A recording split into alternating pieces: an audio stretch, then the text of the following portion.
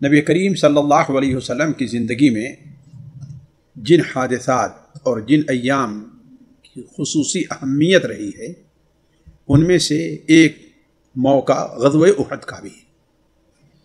غزوہ احد جو تیسری ہجری میں پیش آئی، یعنی نبی کریم صلی اللہ علیہ وسلم کی ہجرت کے تیسرے سال، اس غزوے کے اندر اولاً نبی کریم صلی اللہ علیہ وسلم آپ کے ساتھیوں کو فتح ملتی ہے، کامیابی ہوتی ہے اور دشمن بھاگ کھڑا ہوتا ہے، لیکن بعد مسلمانوں کی غلطی اور آپ صلی اللہ علیہ وسلم کی معمولی سی نافرمانی کی وجہ سے تھوڑی ہی دیر میں یہ جیت ہار میں بدل جاتی ہے اور مسلمانوں کو بہت بڑا نقصان اٹھانا پڑتا ہے۔ اس نقصان کا اندازہ اس سے لگائیں کہ خود نبی کریم صلی اللہ علیہ وسلم کے وہ چوٹ آئی، آپ کے دندان مبارک شہید ہو گئے، آپ کی پیشانی کو زخمی کر دیا گیا، حتیٰ کہ مائی عائشہ رضی اللہ تعالیٰ نے پوچھا کہ اے اللہ کے رسول صلی اللہ علیہ وسلم، کیا آپ کی زندگی میں غزوہ احد سے بھی جو موقع یہ پیش آیا تھا موقع، کیا اس سے ہی مشکل دور آپ کے اوپر گزرا ہے؟ تو اس سے اندازہ لگائیں کہ یہ غزوہ آپ صلی اللہ علیہ وسلم کی زندگی میں کس قدر اہم رہا ہے۔ علی کل حال اس غزوے میں بہت عجیب و غریب واقعات پیش آئے جس نے کم سے کم مجھے اور ہر ایک شخص کو جو اللہ کے رسول صلی اللہ علیہ وسلم بحیثیت رسول کے مانتا ہے اس کے نزدیک بڑے تعجب کی بات ہے۔ انہی میں سے ایک حادثہ حضرت حمزہ رضی اللہ تعالی عنہ کی شہادت، اور صرف شہادت نہیں بلکہ آپ کی حیت کو اور شکل کو بگاڑ دینے کا معاملہ پیش آیا۔ آپ کے کان، آپ کی ناک، حتیٰ کہ بعض روایت مطابق آپ کے دل کو بھی، آپ کے سینے کو بھی چاہ کر کے آپ کا دل نکالا گیا، جبکہ وہ بات تھوڑی سی محل نظر ہے لیکن ایک سیرت کے اندر یہ چیز پائی جا رہی ہے۔ تو اسی موقع پر جب جنگ کا خاتمہ ہوا، آپ صلی اللہ علیہ وسلم اڑے رہ گئے، اور جب دشمنوں نے دیکھا کہ اب مسلمانوں کی فوج دوبارہ اب اکٹھا ہو رہی ہے اور اب ہم سے یہ مقابلہ کے لیے تیار ہو گئے ہیں، اب ہمارا ان کے اوپر کوئی زور نہیں چلے گا، تو وہ پسپا ہو کر کے اپنے وقت کو بچا کر کے وہ چلے گئے یہاں سے، اور مسلمان اس قدر پستہ ہو گئے تھے کہ اب دشمنوں کا پیچھا کرنے کی ان کے اندر جو ہے طاقت نہیں تھی، مسلمانوں کے اندر ہمت نہیں رہ گئی تھی۔ تو ایسے موقع پر جبکہ 70 مسلمان شہید ہوئے تھے، جن میں جیسا کہ میں نے کہا حضرت حمزہ رضی اللہ تعالی عنہ بھی ہیں، تو حضرت حمزہ رضی اللہ تعالی عنہ یہ نبی کریم صلی اللہ علیہ وسلم کے جہاں چچا تھے، وہیں نبی کریم صلی اللہ علیہ وسلم کی ایک جو پھوپھی ہیں صفیہ، ان کے بھائی بھی ہیں، گویا کہ آپ کے چچا ہیں تو ان کے بھائی ہیں۔ حضرت صفیہ رضی اللہ تعالی عنہ حضرت زبیر بن عوام کی یہ والدہ ہیں، تو حضرت صفیہ کو اپنے بھائی سے بڑا گہرا تعلق اور بڑی محبت تھی، وہ بھی بہادر تھیں اور یہ بھی بہادر تھے، تو دونوں میں بڑی محبت تھی۔ تو ہوا یہ کہ جیسا کہ مسند احمد وغیرہ میں حضرت عروہ بن زبیر، جو زبیر بن عوام کے بیٹے اور حضرت عائشہ رضی اللہ تعالی عنہ کے بھانجے ہیں، وہ بیان کرتے ہیں کہ میرے والد حضرت زبیر نے بیان کیا کہ غزوہ احد کے لڑائی کے اختتام پر دیکھا کہ مجھے سامنے سے ایک عورت آتی دکھائی دے رہی ہے، اور آپ صلی اللہ علیہ وسلم نے محسوس کیا کہ ایک عورت بھاگتی ہوئی آ رہی ہے، بڑی تیزی کے ساتھ آ رہی ہے۔ قریب تھا کہ وہ شہداء کی لاشیں جہاں رکھی ہوئی تھی ان لاشوں کے پاس پہنچ جاتی۔ میں نے جب دیکھا تو یہ میری والدہ تھی۔ آپ صلی اللہ علیہ وسلم نے کہا کہ ارے عورت عورت، اسے روکو اسے روکو، یہ شہداء کی لاشوں تک نہ پہنچ پائے، اس لیے کہ آپ صلی اللہ علیہ وسلم کو خطرہ تھا کہ حضرت صفیہ اپنے بھائی کی اس حالت کو دیکھ کر کے برداشت نہیں کر پائیں گی، کہ جن کے کان کاٹ لیے گئے ہیں، ناک کاٹ لی گئی ہے، ان کا چہرہ، ان کی حیت بدل دی گئی ہے، تو آپ صلی اللہ علیہ وسلم کو یہ خوف لاحق، خطرہ لاحق ہوا، اس لیے آپ نے کہا عورت عورت، یعنی روکو روکو اس کو۔ تو حضرت زبیر کہتے ہیں جب ہم نے دیکھا کہ میری والدہ ہیں تو میں تیزی سے آگے بڑھ کر کے، قبل اس کے قریب تھا کہ وہ لاشوں تک پہنچ جاتی، میں ان کے سامنے جا کر کھڑا ہو گیا۔ اب ظاہر بات اس وقت اپنے بھائی کے انتقال کی خبر ملی ہے، وہ خود پریشان ہے، جب دیکھا کہ بیٹا سامنے آ کر کھڑا ہو گیا تو انہوں نے اپنے دونوں ہاتھ سے زور کا ان کے سینے پر مارا اور کہا کہ ہٹ میرے سامنے سے. لیکن حضرت زبیر سامنے کھڑے ہیں. حضرت زبیر کہتے ہیں بڑی طاقتور عورت ہے, انہوں نے زور سے میرے سینے پر مارا, مجھے تکلیف تو ہوئی لیکن مجھے انہیں روکنا تھا. آخر میں انہوں نے کہا کہ ہٹ میرے سامنے سے ورنہ میں تجھ سے بات نہیں کروں, تجھے راضی نہیں ہوں تیرے اس عمل پر. حضرت زبیر کہتے ہیں جب ان کی یہ کیفیت دیکھی تو ہم نے کہا اللہ کے رسول صلی اللہ علیہ وسلم کا تاکیدی حکم ہے کہ آپ کو روکا جائے. یہ سننا تھا. کہتے صفیہ اپنی جگہ پر کھڑی ہو گئی, ایسا ہے کہ ان کے پیر زمین میں جم گئے ہیں. کیوں؟ اللہ کے رسول صلی اللہ علیہ وسلم کا نام آ گیا ہے. انہوں نے ان کے ساتھ 2 کپڑے تھے, ان کپڑوں کو دیا, کہا کہ ہم نے سنا ہے کہ میرا بھائی شہید ہو گیا ہے, اس کے دفنانے اور کفنانے کے لیے میں یہ 2 کپڑا لے کر کے آپ یہ کپڑا لو اور لے جاؤ, اس میں میرے بھائی کو دفن کر دو. بس اس کے آگے کچھ بولی نہیں, کھڑی ہو گئی وہیں پر. حضرت زبیر بن عوام کہتے ہیں کہ میں دونوں کپڑے کو لیا اور جب کفنانے کا معاملہ آیا تو ہم کیا دیکھتے ہیں کہ حضرت حمزہ رضی اللہ تعالیٰ عنہ کے بغل ہی میں, ان کے پڑوس ہی میں ایک انصاری صحابی ہیں, ان کے ساتھ بھی حضرت حمزہ جیسا معاملہ کیا گیا ہے. یعنی وہ بھی شہید ہو گئے ہیں اور ان کے جسم کا بھی مسلح کر دیا گیا ہے. حتیٰ کہ کافروں نے مسلمان شہداء کے اوپر جو لباس تھے ان میں سے لباس بھی اتار لیا تھا. تو جب دیکھا کہ ان کے پاس بھی کپڑا نہیں ہے کفن کے لیے تو ہم لوگوں نے کہ ہمیں شرم آئی, ہمیں یہ عار آئی کہ حمزہ کو 2 کپڑوں میں کفنایا جائے اور اس انصاری کے پاس ایک بھی کپڑا نہیں ہے. تو ان 2 کپڑوں میں سے ایک کپڑا ہم لوگوں نے یہ نیت کر لی کہ ایک انصاری کو بھی دینا ہے. لیکن اب دیکھا گیا تو دونوں میں سے ایک کپڑا یا دونوں آدمیوں میں سے ایک آدمی لمبا تھا اور ایک چھوٹا تھا.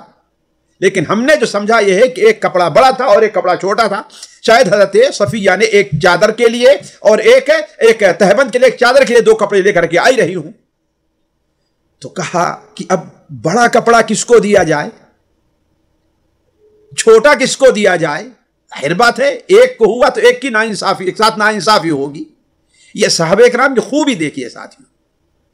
تو ان لوگوں نے بجائے اس کے کہ اصل یہ کپڑے حمزہ کے لیے آئے ہیں لہذا بڑا حمزہ کو دے دیا جائے, یہ نہیں کیا, بلکہ ان لوگوں نے کہا کہ کسی ایک کو اگر ایسے دیں گے تو دوسرے کو ورثہ کو تکلیف ہوگی. لہذا لوگوں نے کیا کیا کہ آپس میں قرعہ اندازی کی, یعنی جسے ہم لوگ کہتے ہیں نا کہ چٹھی گٹھی کی, کہ دیکھیں بڑا کس کے نام نکلتا ہے, چھوٹا کس کے نام نکلتا ہے. کہا اتفاق یہ ہے کہ بڑا جو کپڑا تھا وہ انصاری کے نام نکلتا ہے اور چھوٹا جو کپڑا تھا وہ حضرت حمزہ رضی اللہ تعالی عنہ کے نام نکلتا ہے. اس میں ہم نے حضرت حمزہ رضی اللہ تعالی عنہ کو کفن دینا چاہا, لیکن صورتحال یہ تھی کہ حضرت حمزہ رضی اللہ تعالی عنہ بھی اچھے جوان تھے. جب کپڑے سے ان کا سر ڈھکا جاتا تو پاؤں کھل جاتا اور پاؤں ڈھکا جاتا تو سر کھل جاتا.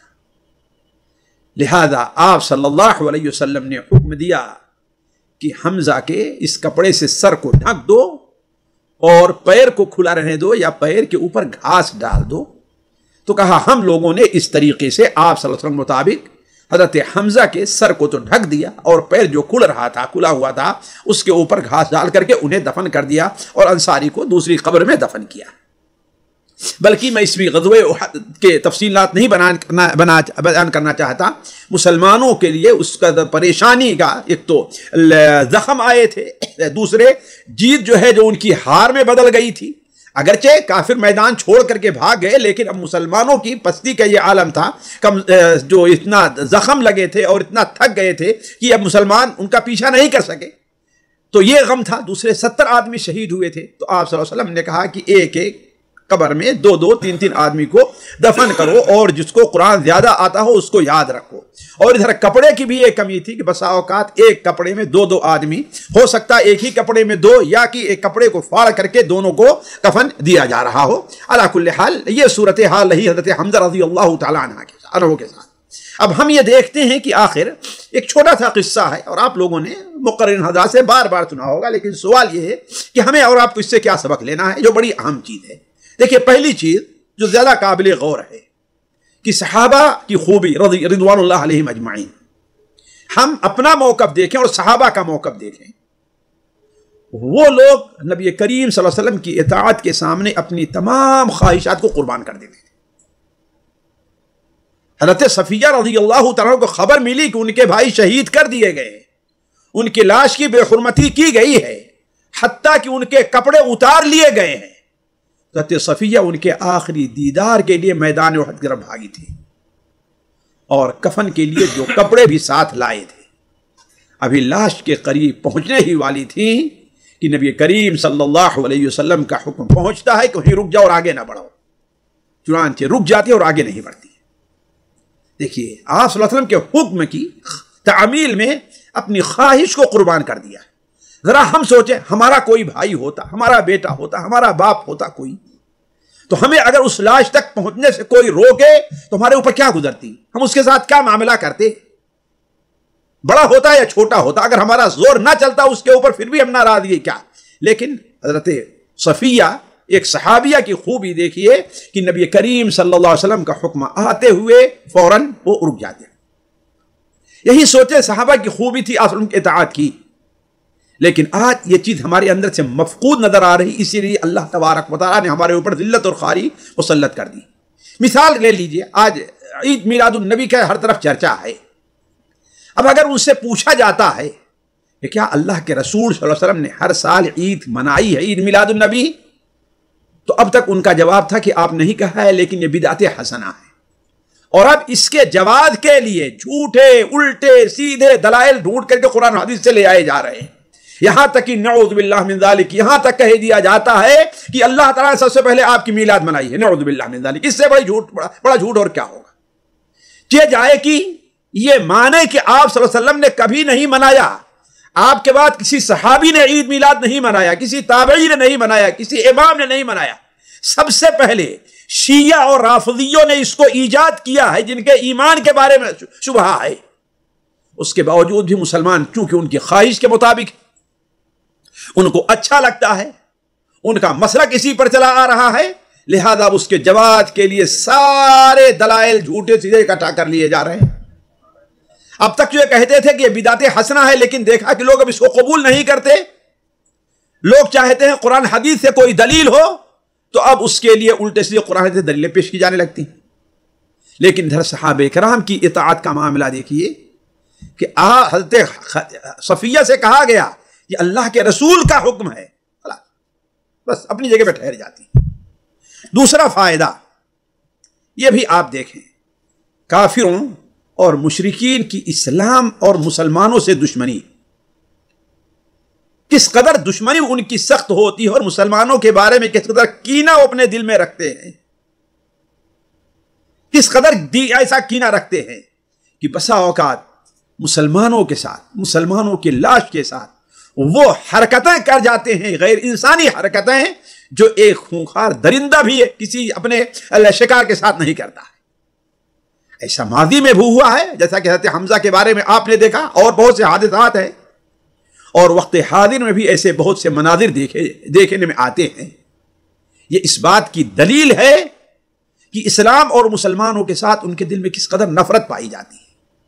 لیکن اس کے برخلاف مسلمانوں کے ہاں ایسی باتیں آپ کو دیکھنے میں آئیں گی نہیں، اور اگر کبھی کبھار کسی سے آ جاتی ہے تو یہ ایسے لوگ ہیں جنہوں نے دین اسلام کو صرف نام کی حد تک قبول کیا ہے، عمل دین اسلام کے مطابق ان کا نہیں ہے۔ اگر عمل ان کا ہوتا تو سنن ابو داؤد میں نبی صلی اللہ علیہ وسلم کی حدیث ہے، عف الناس قتلتن اہل الایمان، اہل ایمان سب لوگوں میں بہتر قتل کرنے والے ہیں۔ وہ کسی کو قتل کر کے اپنے دل کی بھڑاس نہیں نکالتے، اپنے دل کا کینہ نہیں نکالتے۔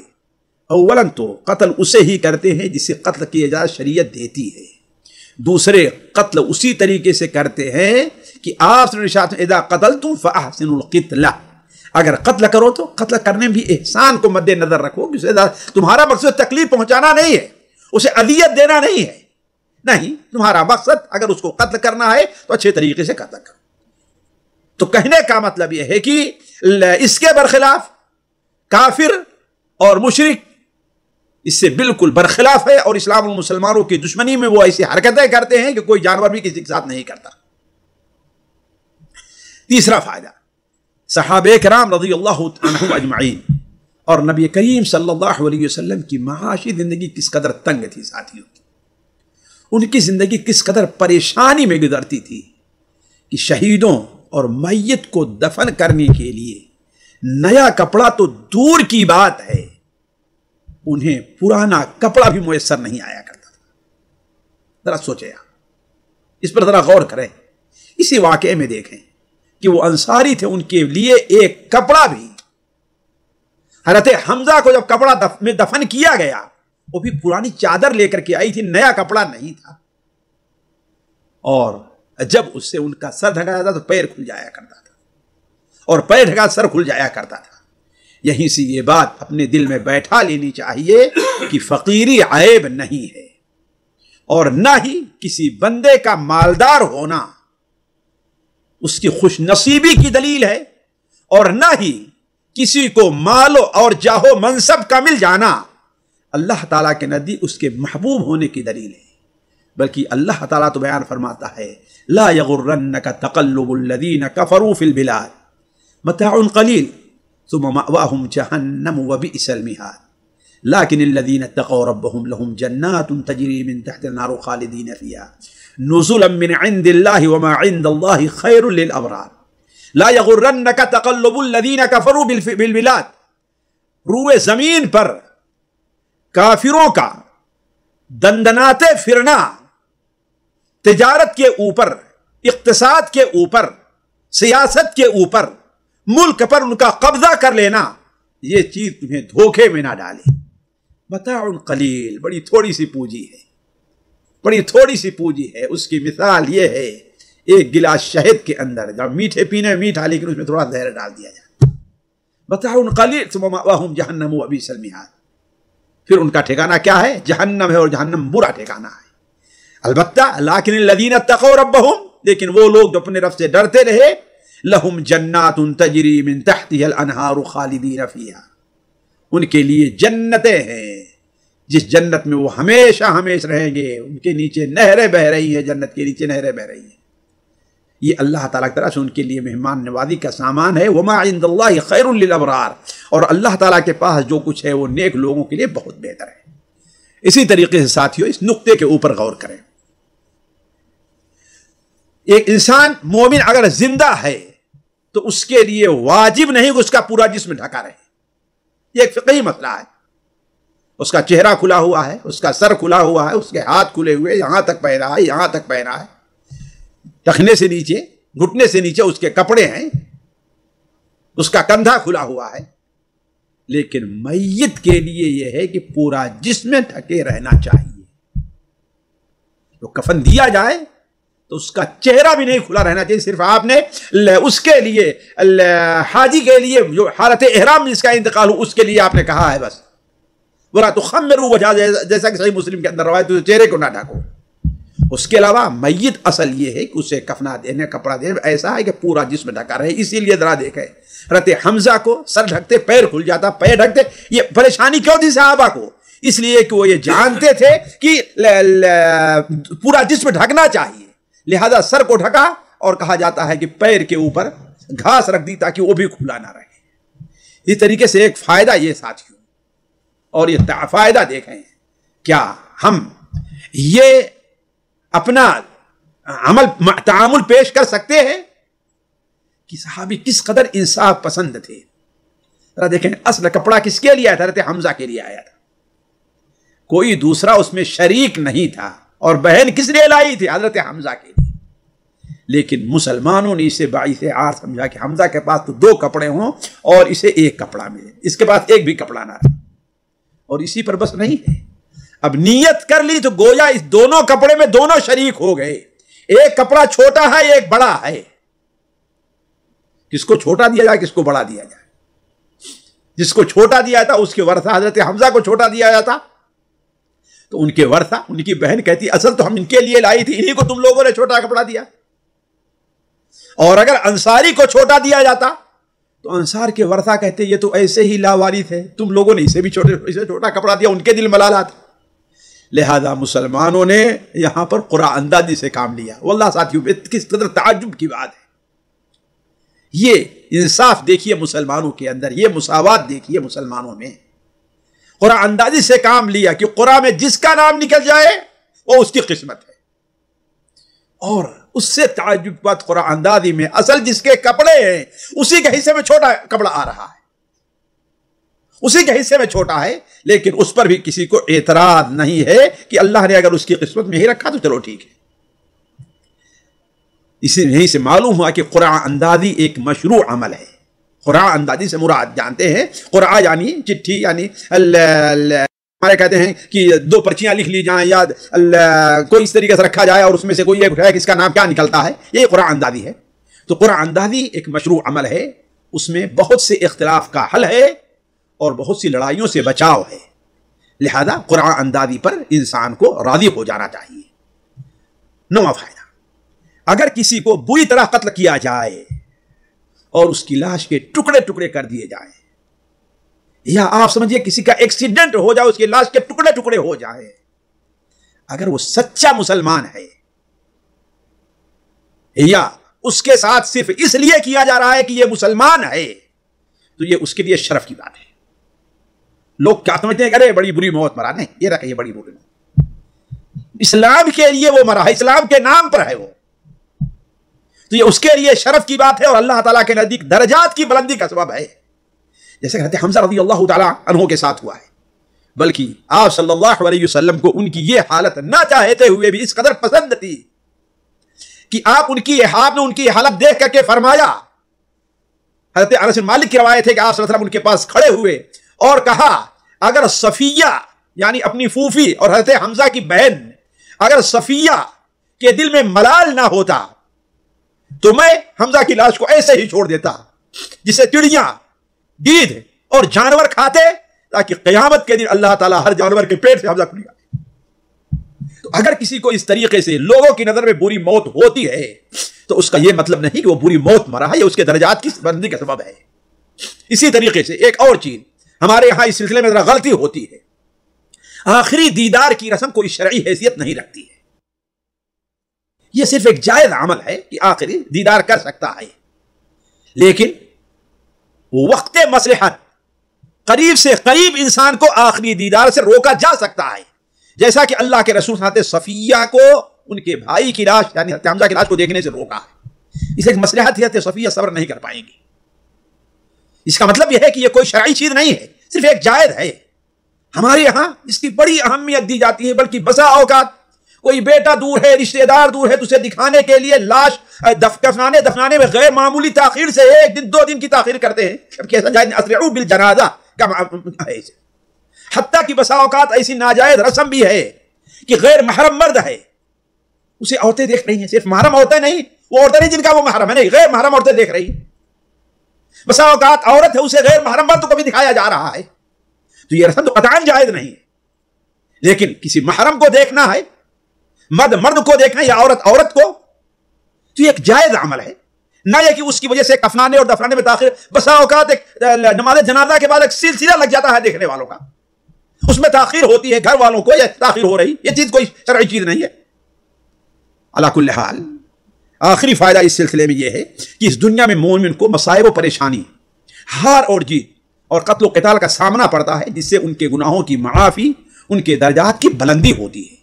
اللہ تعالیٰ نے بڑے واضح طور پر فرمایا فاستجاب لهم ربهم انی لا اضيع عمل عامل منکم من ذکر انثى بعضکم من بعض فالذین هاجروا واخرجوا من دیارهم واوذوا فی سبیلی وقاتلوا وقتلوا. دیکھیں 5 چیزیں ہیں جن لوگوں نے اپنے مال جائیداد کو چھوڑ کر کے ہجرت کی ہے، واخرجوا اور اپنے گھروں سے انہیں نکالا گیا ہے، واوذوا فی سبیلی اور میرے راستے میں انہیں ایذا اور تکلیف پہنچائی گئی ہے، وقاتلوا وقتلوا قتل و قتال اس کی تکلیفوں کو انہوں نے برداشت کیا ہے. تو اللہ تعالیٰ فرماتا ہے لَأُكَفِّرَنَّ عَنْهُمْ سَيِّئَاتِهِمْ، ہم ان کے گناہوں کو معاف کریں گے، وَلَأُدْخِلَنَّهُمْ جَنَّاتٍ تَجْرِي اور ہم انہیں ایسی جنت میں داخل کریں گے جس کے نیچے نہریں جاری ہے، ثوابا من عند اللہ، یہ اللہ تبارک و تعالیٰ کی طرف سے ان کے لیے بہترین ثواب اور اجر ہے. وما واللہ عنده حسن الثواب، اور اللہ تعالیٰ کے پاس جو ہے بڑے اچھے اجر پائے جا رہے ہیں. تو کہنے کا مطلب ہے، مقصد یہ تھا کہ پریشانی، مصیبتیں، ہار اور جیت، قتل اور قتال، घरों से निकाला जाना, जायदाद से बेदखल कर दिए जाना, ये चीजें ऐसी नहीं है कि एक मोमिन के लिए पुरुषन का सबब बने, नहीं, बल्कि इससे मोमिन के गुनाहों को माफ, एक मोमिन के गुनाह माफ होते हैं, उनके दर्जात बुलंद होते हैं। अल्लाह तआला से दुआ है कि अल्लाह ताला हमें और आपको हर किस्म की मसाइब और परेशानियों में सब्र की तौफीक अता फरमाए। वस्सलामु अलैकुम वरहमतुल्लाहि वबरकातुहू। सामईन इकराम, हमारे इल्मी और अवामी दुरूस और सवाल जवाब की मजलिसों से आप खुद भी मुस्तफ़ीद हों और अपने दोस्त और अहबाब के साथ भी शेयर करें। ऐन मुमकिन है कि आपके शेयर से किसी की इस्लाह और आपके लिए सदक़े जारिया बन जाए। व्हाट्सएप पर इस्लामिक मैसेज हासिल करने के लिए नंबर नोट फरमाएँ: याकूब अजीज़ 009665089595707। व्हाट्सएप सवाल जवाब ग्रुप में ऐड होने के लिए नंबर नोट फरमाएँ: अब्दुलसलाम उमरी 00966502627 नंबर भेजते हुए नाम और पता ज़रूर लिखें। इसी तरह हमारे यूट्यूब चैनल इस्लामी दावा को ज़रूर सब्सक्राइब करें ताकि हमारी हर नई और अहम वीडियो की इत्तला आपको फौरी हासिल हो जाए। तमाम दुरूस, मकालात और सवाल जवाब सीरीज़ के लिए हमारी मशहूर वेबसाइट www.islamidawa.com का मुशाहिदा करते रहें। अस्सलामु अलैकुम वरहमतुल्लाहि वबरकातुहू।